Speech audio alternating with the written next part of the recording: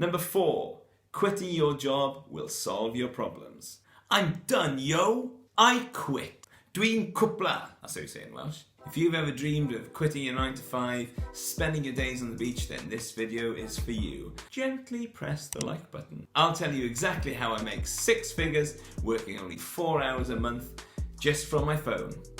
Not really. Nobody can do that. What I will tell you are 7 things that I've learned from quitting my job so that you don't have to, unless you want to. And then you can, if you want to. But you don't have to quit. But you could. My name's Dave Morse. I'm here to educate and inspire you to make the most of your time here on Earth and make the most of your money. Grab yourself a cup of tea. Let's get started.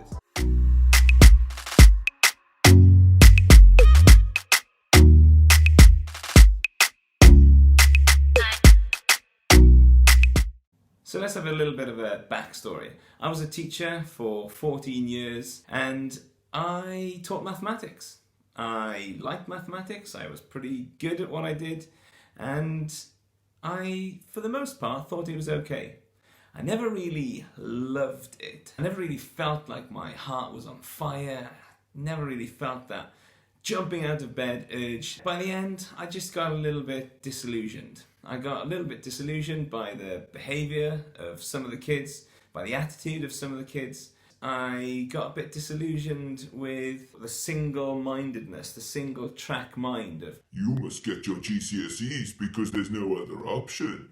And I got a little bit disillusioned by the fact that I was never going to earn any more money. I was never going to get a pay rise. I was at the maximum level of salary, which when I finished was the equivalent of about £36,000 a year, which is not a bad salary. But I worked out the number of hours that I worked. My average salary was about £16 an hour. There are many teachers who worked way more hours than I did. And probably some of those teachers are close to earning minimum wage for the amount of effort and time and dedication they put into the job. And I thought there must be a more efficient way of earning a living than teaching mathematics in a school. Doing YouTube videos. Now the truth is, I am a teacher at heart. I've said it before, I love sharing information, I love sharing knowledge with people. I love it when people have success because of taking action on what I've taught them. But I'm just doing it in a different place. I'm just doing it in a different space, not in a classroom. So let's get to it. 7 things. Taylor, this is how you do 7. 7 things that I learned from quitting my job. Number 1, gently press the like button. Kidding. Quitting your job is not actually that scary. For me, when I handed in my resignation, I actually got really excited about all the possible things that I could do. It's kind of in my personality. I just get really pumped up and excited thinking, I could do this, I could do this, I could do this. And so for me, it was actually a really exciting time. Some people might be worried about the reaction that the boss is going to give them. I was actually very fortunate. My boss was very gracious when I handed in my notice. He said he was sad to see a good teacher go, but if my heart lied elsewhere, I'd be better off following my dreams. Those were his words.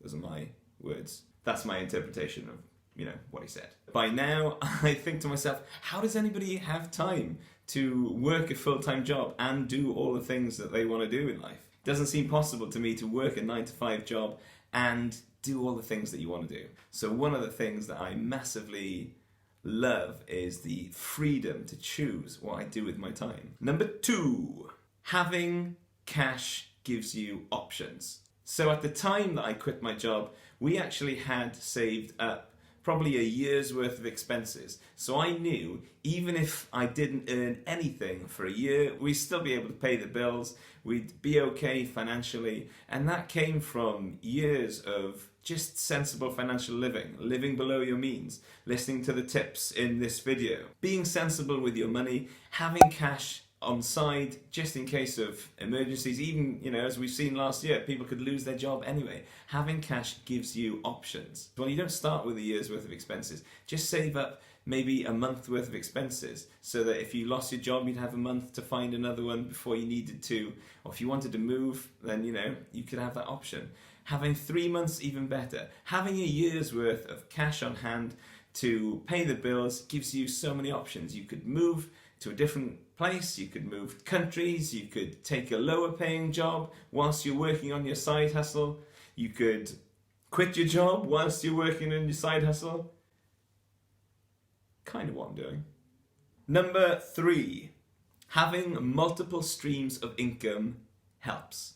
So when I quit my job as a teacher, I actually already had a couple of other things that I was doing kind of on the side, kind of part-time, that were bringing in some extra cash. Let me know in the comments if you want to find out what my 11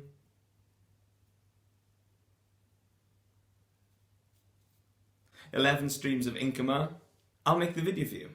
Having things like dividends from stocks and shares coming in, having things like rental properties, having things like extra jobs or side hustles that you're doing, just make things that much easier when it comes to actually quitting your 9-to-5 job, if that's what you want to do. It means that you're not going from full income to zero.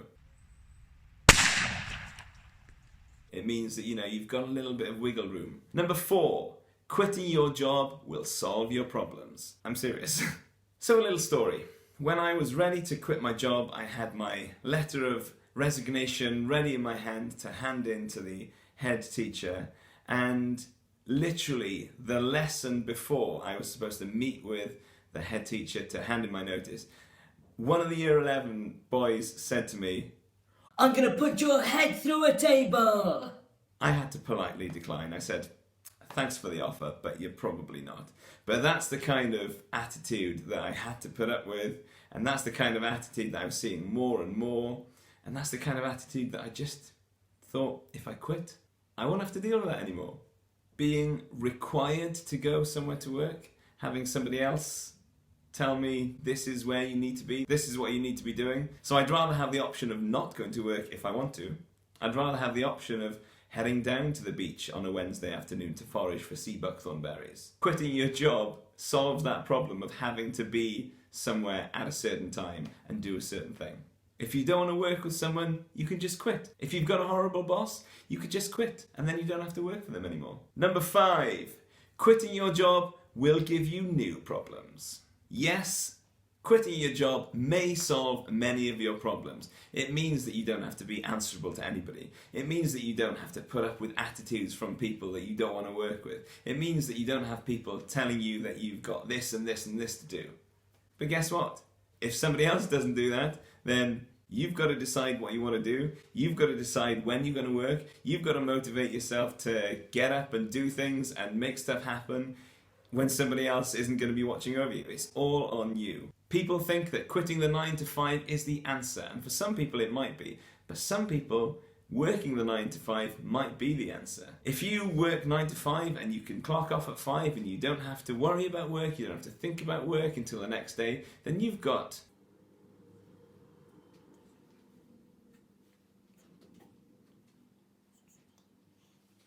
You've got 16 hours, which you can do whatever you want with. But if you work for yourself, if you're an entrepreneur, if you're self-employed, whatever it may be, then you're not limited to 9-to-5. And that's both a blessing and a curse. It means that, you have to decide. Are you going to be responding to emails at 10 o'clock at night? Are you going to be responding and doing voiceover work for people who say, I need this done in the next hour? If somebody else doesn't decide where the boundaries are, then you have to be the one that decides where the boundaries are.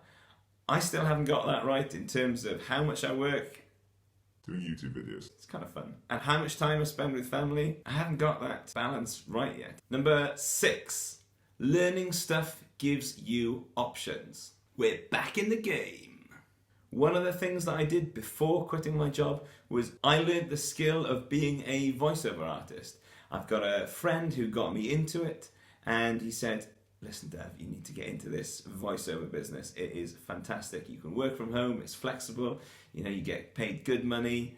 And he kind of ran through things with me. He kind of taught me the things that I should get. And if you haven't got somebody like that, then there's loads and loads of YouTube videos, Facebook groups you can join, and there's so much information out there. If you haven't watched my video on my biggest financial mistake, not knowing that, if I could have learned what I needed to learn, you don't have to watch the video to find out, then I'd have been 100 grand at least better off by now, if not more. Learning a skill that you can get people to employ you to do or pay you to do is a vital thing to do. Having just one job is, I'd say, dangerous. You know, you could lose your job, whereas if you've got skills, it could be website building, it could be learning a language so that you can teach languages, learning the ins and outs of investing, learning the ins and outs of property investing so that you can start thinking about, how am I going to earn money? How am I going to earn a living? How am I going to survive when the 9 to 5 goes away? Learning stuff gives you options. Number 7, there's always more to learn. And this one, again, really excites me. The words of the Lion King, more to do than can ever be done. For me, making a living outside of a 9 to 5 job is kind of like a game. Few things that teaching does not teach you to do is market yourself, do social media, sell yourself, make money in creative ways. You just get trapped into a box and you turn up, you get your paycheck, and you go home. You don't have to worry about those kind of things. But for me, it's an intellectual challenge, it's stimulating, it's fun. It's fun trying to think, what can I do to bring home the bacon next month? It's just fascinating. So there we go, 7 things that I've learned from quitting my job. I hope that's been informative, entertaining, helpful, and if it has, give me a like. You know, tickle the little like button blue. Gently press the like button. Just click it, click it, click it, click it. Subscribe, comment, ask me any questions. Till next time, peace out.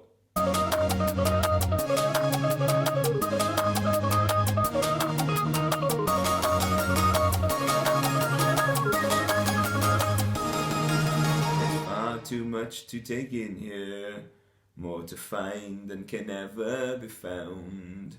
The sun rolling high through the sapphire sky keeps great and small, and the endless round is the circle of life.